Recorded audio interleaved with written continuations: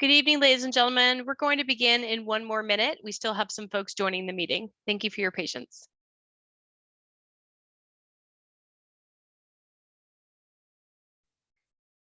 Buenas tardes, damas y caballeros. Estamos esperando que otras personas entren a la sesión. Gracias por su paciencia. Comenzaremos en unos minutos.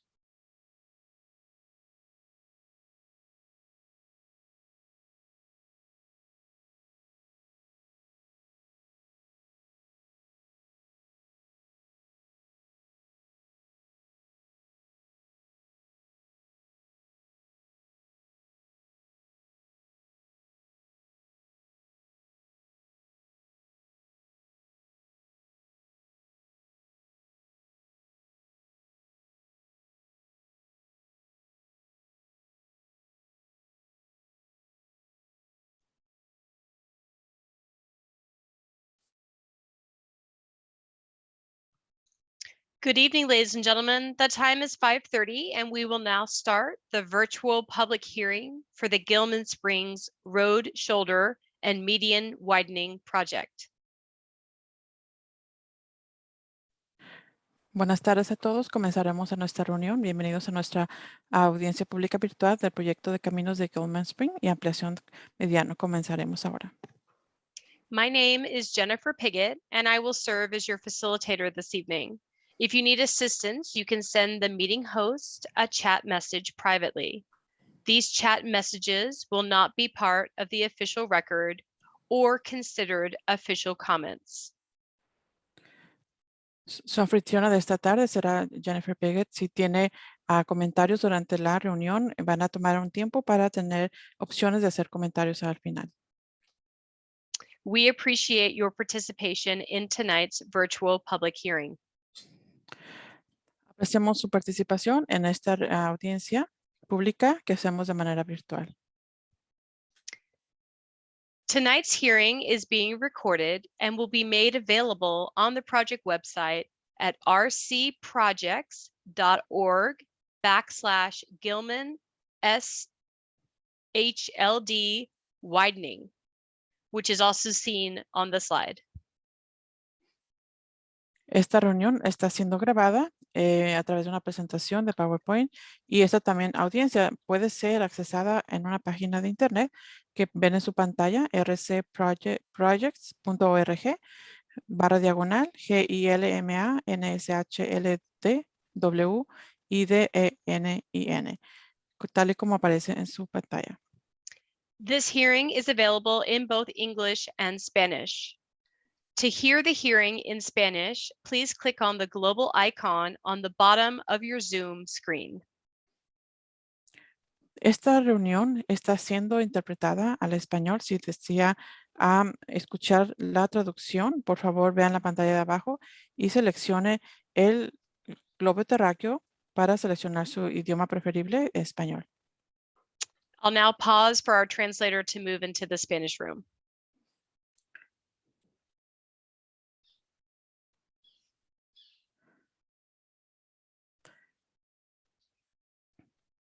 For those wishing to hear the meeting in English, please select the global icon and select English.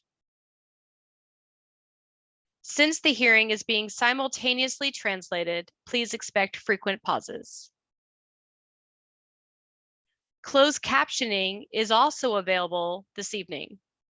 To activate closed captioning, please click on the CC icon at the bottom of your Zoom screen. Software used for tonight's hearing mutes all participants and limits video feeds. Only the meeting host can unmute you.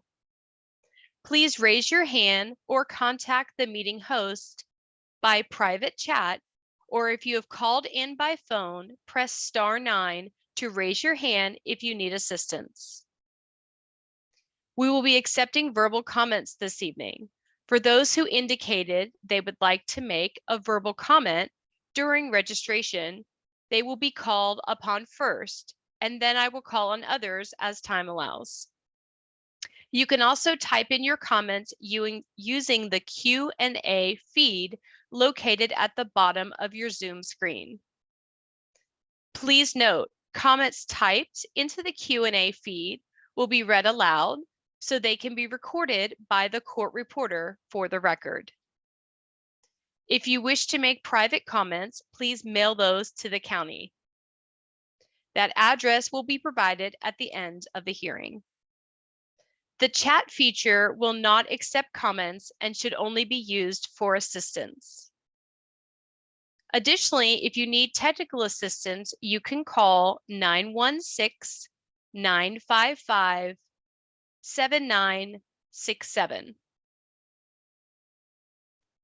Finally, we will only be hearing comments this evening and not conducting a question and answer session.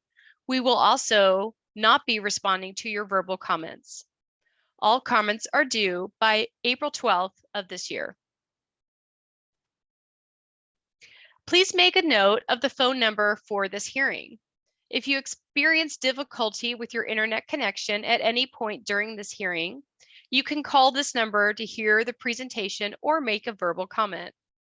The phone number is 877-853-5247. Webinar ID 827-1834-2269. I see our interpreter has their hand raised. Go ahead.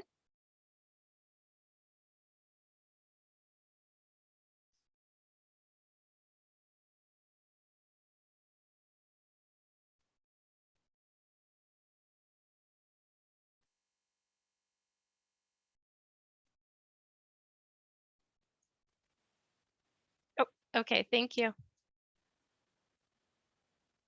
Okay. Thank you. Okay.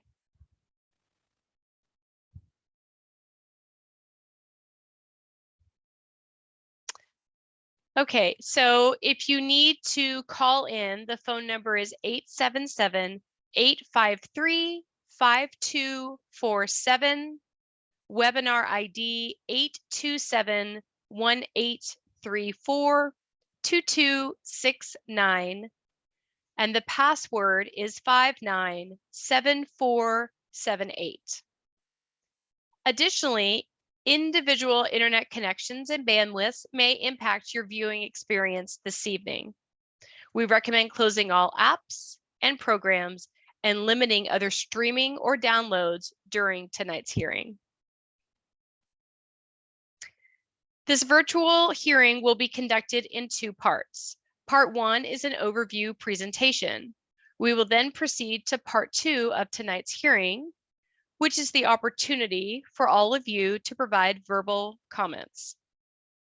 As previously stated, you can submit written comments throughout the hearing using the Q&A feature. I'll now turn it over to the ICF project manager, Brian Calvert, to introduce the rest of the project team and begin the presentation. Brian. Thank you, Jennifer. Welcome, everybody. So the purpose of the hearing this evening is to present the proposed Gilman Springs shoulder and median widening project. Tonight, we'll be providing a forum for public comment on the proposed project and the results of the environmental analyses conducted. So you'll be able to provide comments on both the environmental document and the project as it has been proposed. This map shows the limits of the project. The project extends from approximately 1.2 miles north of Jackrabbit Trail to approximately 1 mile south of Bridge Street. And it's approximately 4.4 miles in length. Next slide. In terms of the project team, so the project is being proposed by the Riverside County Transportation Department, who is also the California Environmental Quality Act lead agency. The California Department of Transportation is also involved as federal funding is expected for the project, and Caltrans is the National Environmental Policy Act lead agency as assigned by the Federal Highway Administration. Consultants supporting the county and Caltrans include NCM Engineering, who is providing the engineering design for the project, and ICF, who is leading the environmental documentation and compliance activities related to the project. Next slide. In terms of our presentation panelists this evening, you heard from Jennifer Piggott already, who is our facilitator. I'm that handsome fellow right there, Brian Calvert, who is the leading the environmental documentation effort for the project. In addition, we have Alfredo Martinez on the line, who is the county's project manager. We also have Jan Belinsky, who is the county's environmental project manager. And we also have interpreters this evening providing Spanish translation, who are Sergio Morales and Veronica Lamalai. Next slide, please. In terms of existing Gilman Springs Road, the current roadway consists of 2 lanes, 1 lane in each direction, and a 2-foot wide shoulder on either side of the roadway. Currently, the facility has higher than average accident history involving fatalities. These fatalities have been caused by certain driver activities, including crossing over the double yellow center stripe to pass slower vehicles in a head-on direction, and also driver inattention, causing drivers to drift across the center line, resulting in head-on collisions. In addition, motorists can lose control of their vehicles if they drift off the roadway pavement into the soft dirt shoulders, as there's only a small 2-foot solid shoulder prior to entering into the soft portion of the shoulder. In addition, disabled vehicles may not be able to completely pull out of traffic lanes, thus causing obstructions within the roadway itself. Next slide. In terms of the project objectives and why the project is being proposed at this time, it is being proposed as an operation and maintenance project, with the 2 primary purposes being to enhance safety and traffic operations by eliminating the hazards associated with narrow, undivided roadway on Gilman Springs Road, and also to improve driver awareness on Gilman Springs Road. Next slide. In terms of the proposed project, as I mentioned previously, it extends from 1.2 miles north of Jackrabbit Trail, so that would be to the left on this figure, to 1 mile south of Bridge Street, which would be the end on the right of this figure, and it's approximately 4.4 miles in length. As shown in red, that is the limits of the project on this figure. Also identified on this figure are the limits of the westbound passing lane, the start and end of the passing lane. And you will also notice that there is a yellow line along Bridge Street, as improvements along Bridge Street are not proposed in this location. However, wildlife fencing will be constructed for the project, which will be discussed later in the presentation. Next slide. So the typical cross-section for the project is shown here. It includes a 12-foot lane in each direction with 5-foot graded shoulders, 5-foot paved shoulders with rumble strips, a double yellow stripe median with rumble strips, and also impact-resistant channelizers to alert drivers when they are drifting across the median. Next slide. As I mentioned previously, there is a passing lane that's proposed in the westbound, or some may call it northbound direction. That passing lane is approximately 6,900 feet in length. And as you can see in the cross section shown here, that adds an additional 12 feet of pavement through this portion of the project to accommodate the passing lane. Next slide. So in terms of other features associated with the proposed project, it also includes replacing the existing box culvert near Gilman Springs Road, Bridge Street intersection with a bridge to create a wildlife crossing. Associated with this wildlife crossing location, there will be 8-foot-high wildlife fence installed with jump outs to allow wildlife to escape from the roadway. And this wildlife fence would also extend down the north side of Bridge Street. In addition, existing drainage culverts would be extended to accommodate the additional pavement width. Erosion control measures will be implemented. One existing street lamp would be relocated. Safety lighting would be added at the Chandler Aggregates driveway and Jackrabbit Trail. And then existing utilities would be either relocated or adjusted as needed to accommodate the improvements. Next slide. So this just provides a slightly more zoomed in look at the project. This shows the western or northern limits of the project. Jackrabbit Trail is shown approximately in the middle of this figure. The dot line shown there in black is the existing right-of-way for the facility.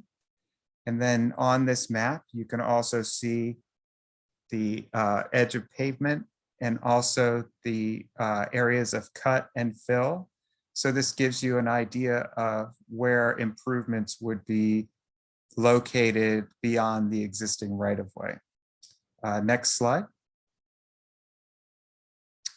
Moving further to the south, you again see Jackrabbit Trail on the west end of this, or sorry, the left end of this figure, west end.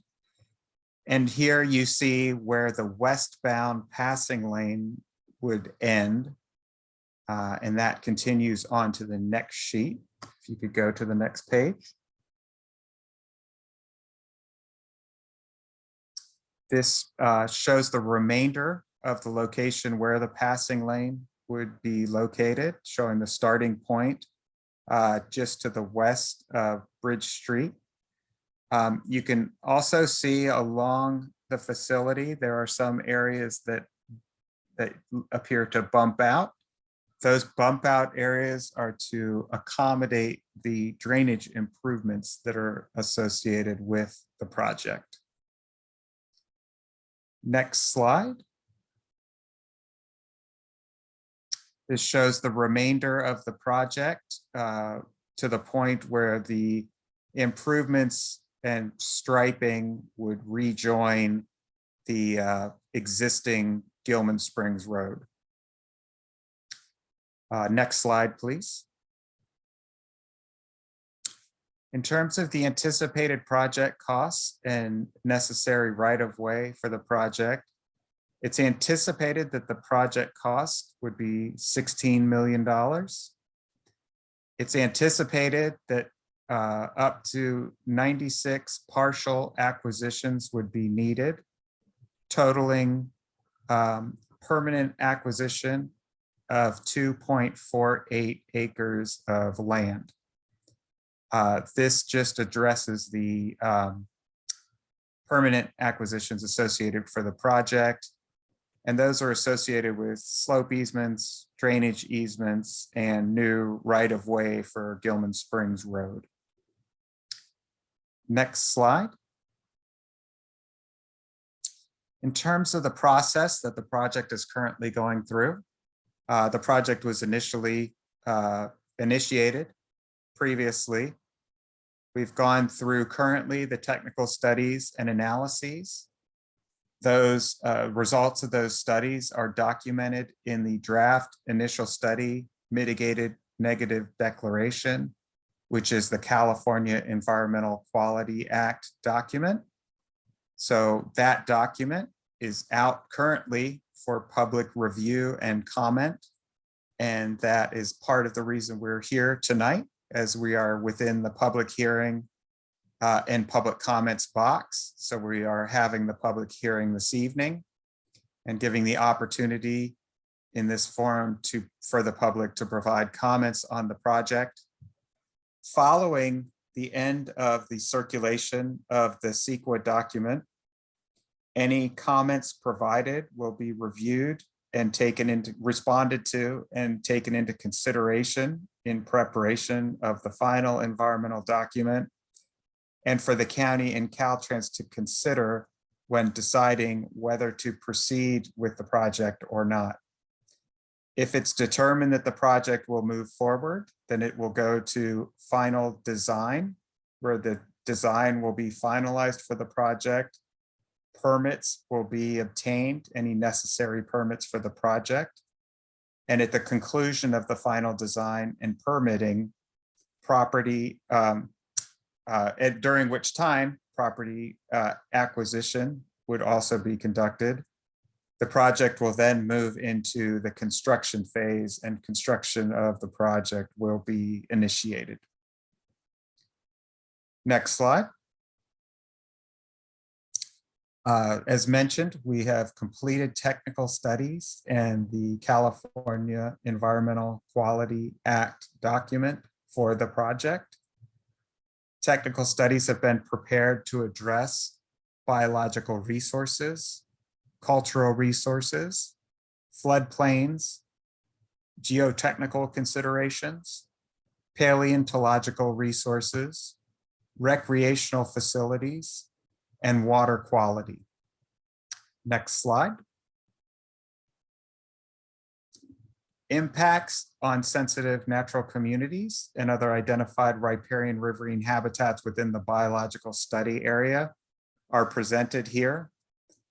In the riparian riverine is referring to the Western Riverside Multiple Species Habitat Conservation Plan defined riparian riverine areas, and permanent impacts on riverine habitat is considered to be 0.08 acre, with approximately a ½ acre of permanent impact to riverine resources, with temporary impacts to riparian resources calculated at 0.07 acre, and temporary impacts to riverine resources at 0.55 acre.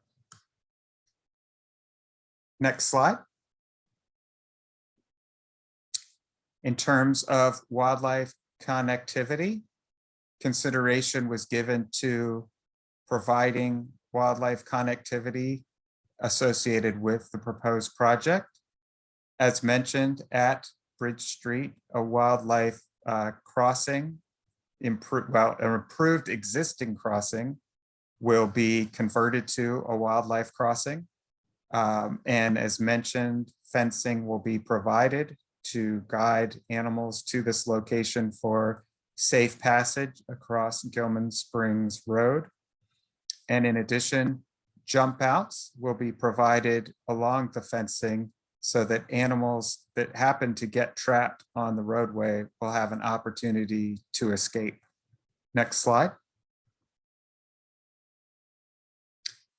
So in terms of the Bridge Street crossing, as mentioned previously, this existing crossing is approximately 6 feet in height, 12 feet in width, and 72 feet in length. The proposed bridge will greatly extend that opening so that it is approximately 7.5 feet in height, approximately 26 feet in width, and just over 72 feet in length. That picture there shows the existing opening as it exists today. Next slide.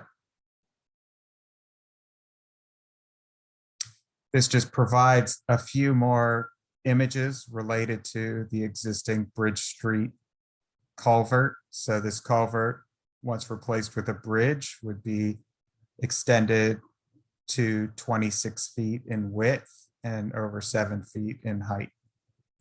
Next slide. So agency coordination has been conducted for the project to date. That has included with the resource agencies, including the California Department of Fish and Wildlife, the U.S. Fish and Wildlife Service, and the Regional Water Quality Control Board.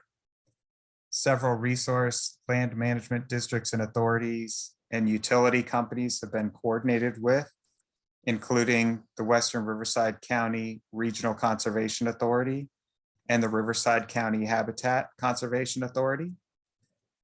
Native American consultation has occurred for the project, both under Assembly Bill 52 and Section 106 of the National Historic Preservation Act. Tribes that have been consulted with include Saboba Band of Luiseno Indians, Cahuilla Band of Indians, Morongo Band of Mission Indians, Rincon Band of Luiseno Indians, and San Manuel Band of Mission Indians. In addition, some meetings have been held with environmental advocacy groups, including those meetings have included the Center for Biological Diversity, the California Native Plant Society, the Sierra Club Moreno Valley, and Friends of San Jacinto Valley. Next slide. So I'm going to now turn it back over to Jennifer to present the remainder of the slides this evening. Thank you, Brian. We appreciate that presentation this evening. We will now begin part 2 of tonight's hearing, the comment session. There are several ways you can provide comments. You can provide verbal comments this evening, which will be transcribed by a court reporter. You can also provide written comments this evening using the Q&A feature located at the bottom of your Zoom platform. And if you type into the Q&A feature, those comments will be read aloud by me, and so they can be transcribed by our court reporter. You can also mail comments to Riverside County Transportation Department, Gilman Springs Public Comment Period. Attention, Jan Bulinski, B-U-L-I-N-S-K-I, 3525 14th Street, Riverside, California, 92501. Finally, you can also email comments to Jan Bulinski, and her email is jbullinski@rivco.org. I'm going to put that into the chat for everybody.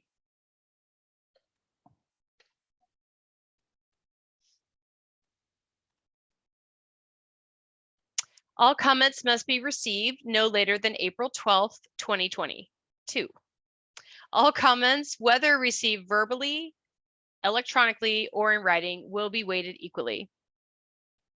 Okay, let's get started with hearing verbal comments this evening. As a reminder, I will call on the people who registered to make a comment.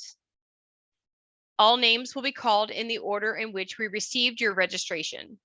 After all those folks have commented, I will ask if anyone else would like to make a verbal comment this evening. During the comment session, when I call your name, you'll receive a pop-up box on your screen that will allow you to unmute yourself to make your verbal comments. Sometimes that pop-up box gets hidden if you have several other windows open on your computer, so I recommend closing any extra open windows now.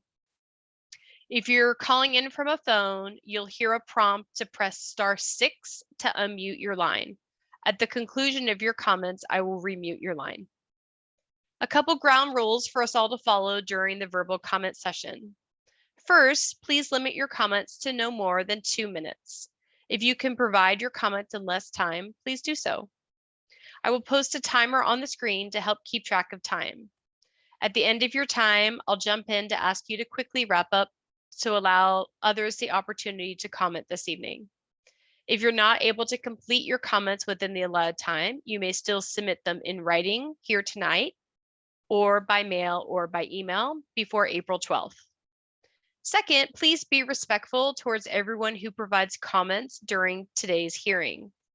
You each have a unique and valued perspective, and no one comment is considered more important than another. Comments that are directed to or about another commenter are not in line with the intent of tonight's hearing and will not be allowed. Should any comments or actions begin to distract from the purpose of this hearing, the speaker may be placed on mute or removed from the online platform. Finally, I apologize in advance for mispronouncing anyone's name this evening. So our first commenter tonight is George Haig. George, I'm going to ask you to unmute so that you can provide your oral comments.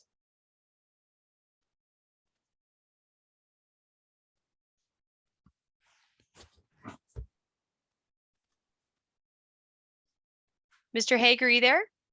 I am. Can you hear me? I can. Go ahead. You have 2 minutes.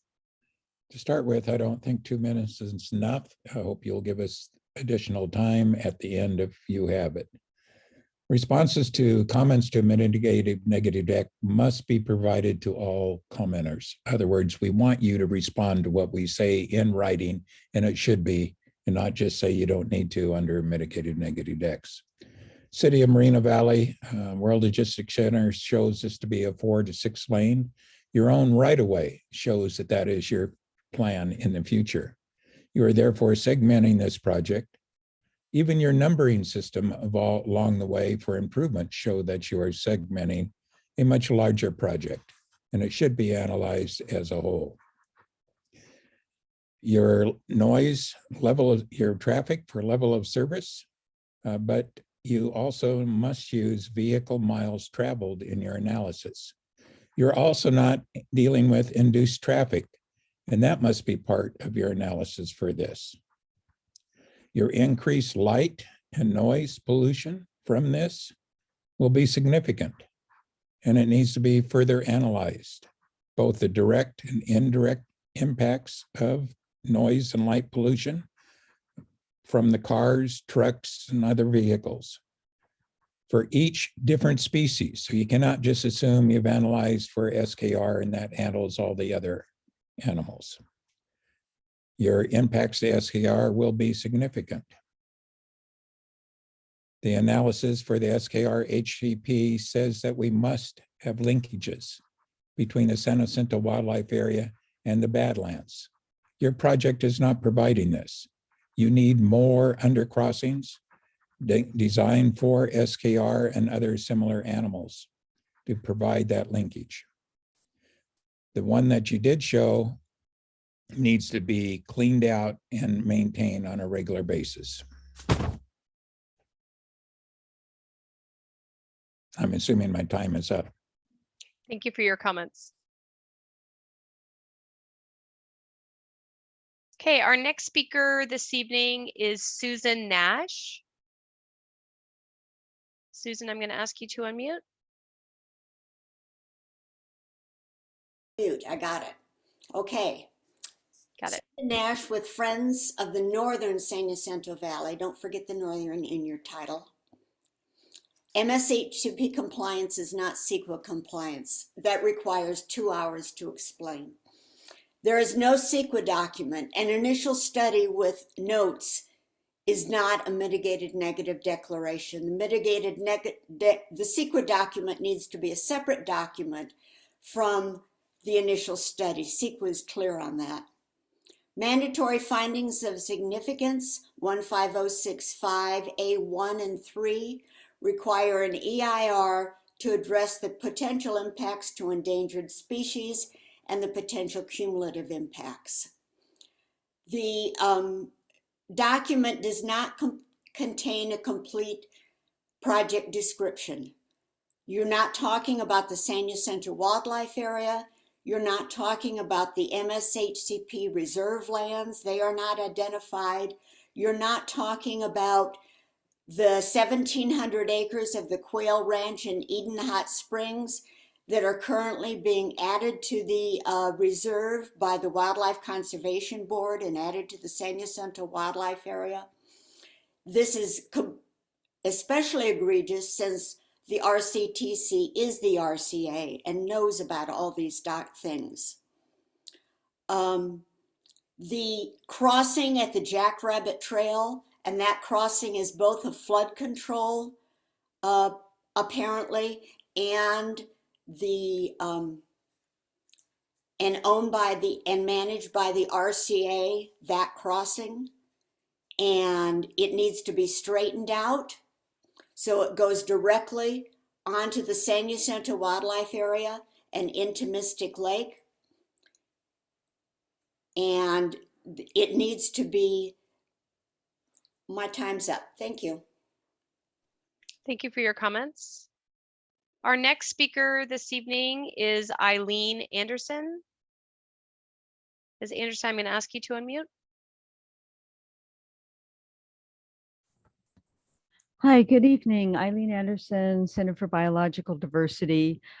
We believe that the mitigation ratios for the permanent impacts on the PQP lands and conserved lands is inadequate. Because these lands are already conserved and relied upon for the West Riverside MSHCP, the mitigation ratios must be at least 3-to-1 for all impacts. As you know, Gilman Springs Road is directly adjacent to the San Jacinto Wildlife Area on the west. To the east, conserved lands and lands that are primarily open space lead to additional conserved lands. This funnels animals across Gilman Springs Road. While we support the Bridge Street Wildlife Crossing, we have requested and continue to request additional wildlife crossings in order to prevent safety issues between vehicles and animals. With the World Logistics Center moving forward, Gilman Springs road traffic will increase, and that will cause increases in conflicts between vehicles and animals. Therefore, we again ask that further safety measures be incorporated to reduce conflicts between wildlife and vehicles, i.e., additional safe wildlife crossings. We'll be submitting additional written comments on this matter by the deadline. Thank you. Thank you for your comments. Our next speaker this evening is Mary Lamont. Ms. Lamont, I'm going to ask you to unmute.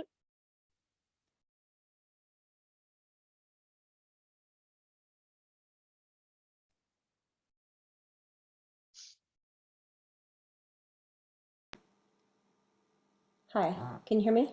Yes, go ahead. You have 2 minutes. Okay, hi. I'm actually here on behalf of my mother-in-law, Rosalie Lamont, who resides at the project area at 34850 Gilman Springs Road. The family has resided on the property for over 100 years. We have a few concerns that we would like to address in relation to the property. The first is access during the project. How is she going to get in and out of her residence safely? The second is there's no water on the property. She needs to get a truck to the hydrant north of the intersection of Alessandro regularly. She also needs a large truck to be able to come into the property with water delivery. The general ingress and egress of the driveway during and after the project is of great concern.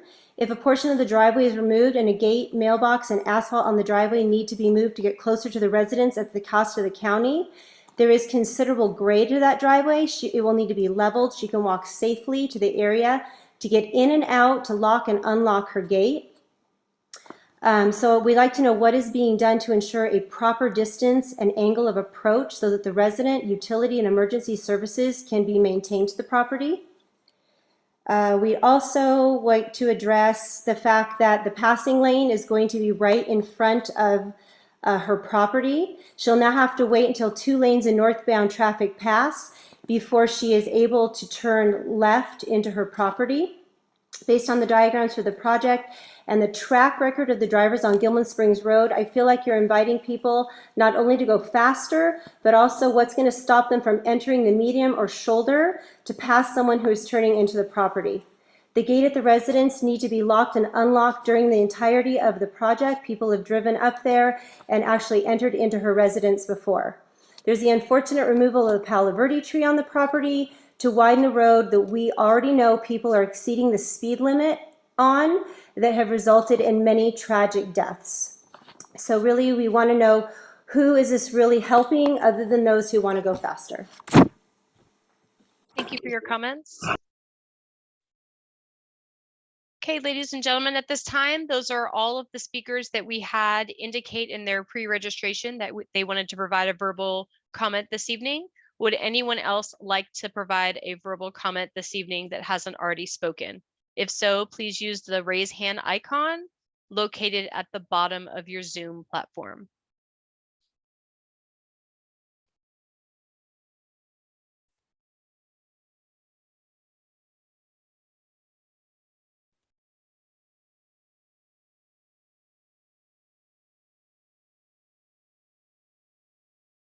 Okay, not seeing any hands. A question to our translators.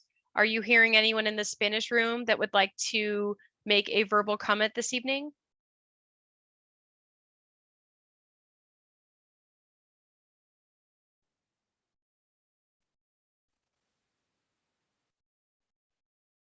Okay, thank you.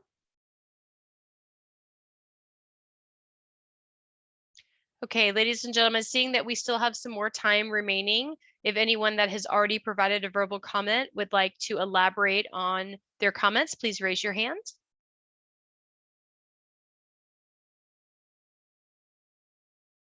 So Mr. Haig, Ms. Nash, Ms. Anderson, and Ms. Lamont, if you would like to elaborate on your comments, please feel free to raise your hand and we'll give you more time. Mr. Haig, I see your hand is raised. I'm going to ask you to unmute.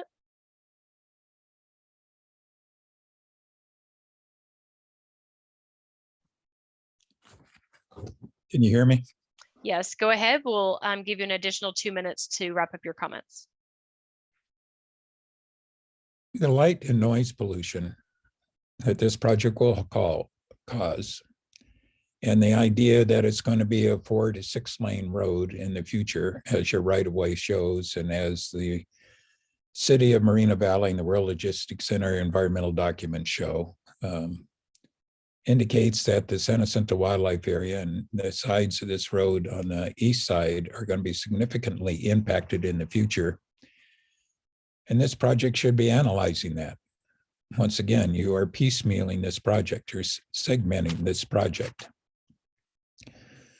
As Ms. Anderson mentioned, you need at least a 3-to-1, not only for direct impacts, but indirect impacts.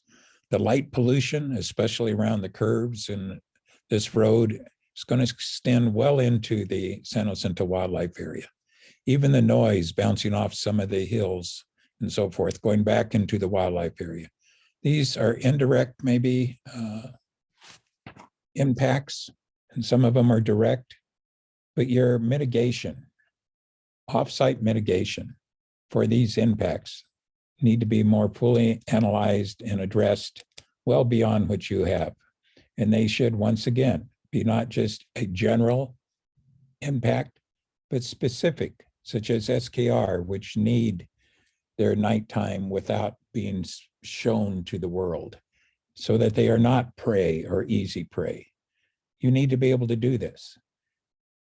SKR been shown to go 400 meters. They can go under this road. You need to be able to have something to allow SKR to do that, as well as other animals, and not just this one large bridge. It needs to be up where SKR habitat is at the north end of the San Jacinto Wildlife Area. These are very important and need to be shown, and you need to have our comments responded to in writing, so that all of the people who commented and others can read your responses to our comments. Thank you very much. Thank you for your comments. Okay, would anyone else like to elaborate on their comments? Ms. Nash, I see your hand is raised. I'm going to ask you to unmute.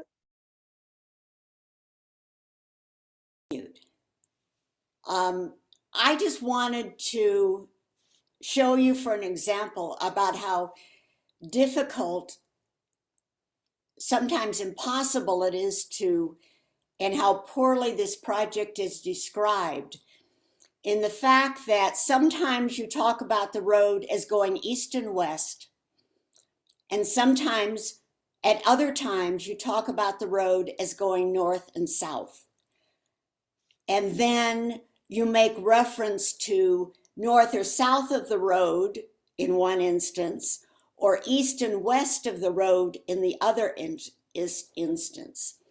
The public and the decision makers are entitled to a clear document where they can actually understand what is going on. And this is just one gross example about how you have completely disregarded the public's right and the decision maker's right to accurate information.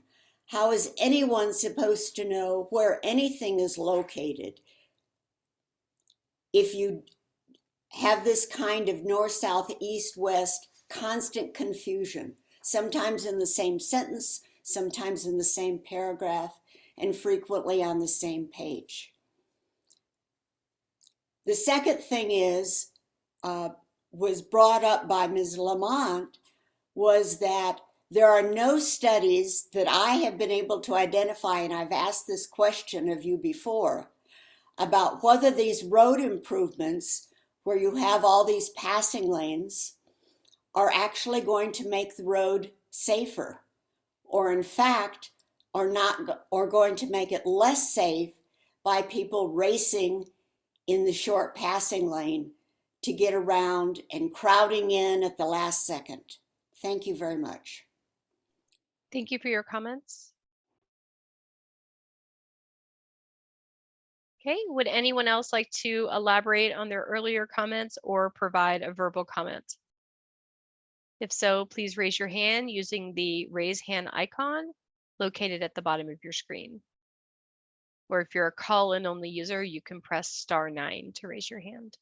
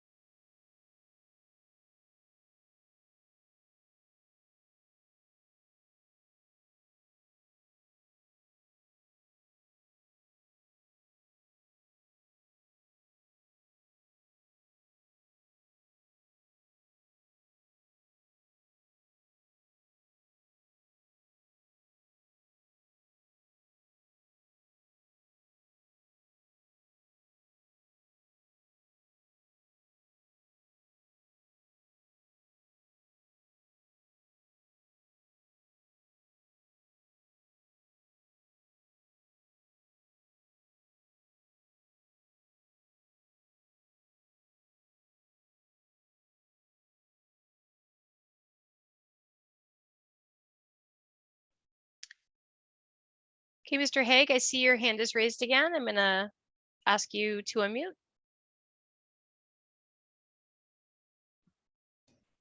Just a couple of comments. When we talk about animal undercrossings, a lot of people think, well, this is to protect the animals, and it is. But my wife used to drive Gilman Springs all the time between Moreno Valley and Hemet, where she worked. And at least once, a coyote ended up in her wheel well, trying to get across the road. If we don't have the undercrossings, you're putting people's lives at risk. And this needs to be part of your thinking. So when you respond to our concern about undercrossings, think of them as also protecting the drivers who are speeding along the roadway and don't even realize the animals are trying to make it across. And this is especially true at night. And just like my wife had this horrendous impact to her car, it's going to happen again and again unless we have these undercrossings. And probably more so after you widen this road and make the median as you're explaining. So it's very important for these undercrossings, and please think of it as both for the wildlife and for human life.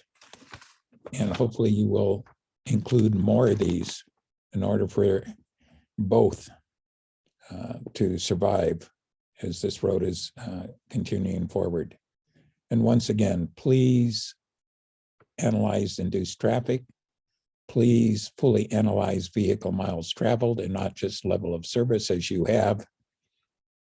And please have all of this in writing in responses to these comments and any written comments you have received. I do appreciate you very much allowing me to speak on these 3 2-minute segments. You have a good evening. Thank you for your comments. Ladies and gentlemen, would anyone else like to provide a verbal comment this evening? As a reminder, you can still use the Q&A feature to type in your written comment if you prefer.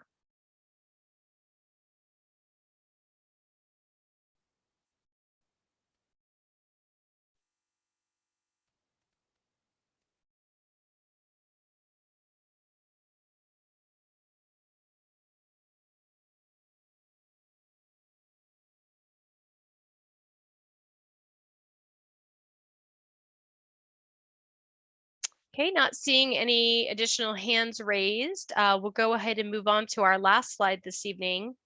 We appreciate your participation, and while we will stay on the line until 7 p.m. in case anyone else joins the meeting or wishes to make a verbal comment, we do want to emphasize that you can visit the project website at rcprojects.org/Gilman SHLD widening for additional information and to review the draft document. So again, we'll stay on the line until 7 p.m. in case anyone else joins and wants to make a verbal comment. But for those of you on right now, we will not be providing any new or additional information, and we appreciate your participation.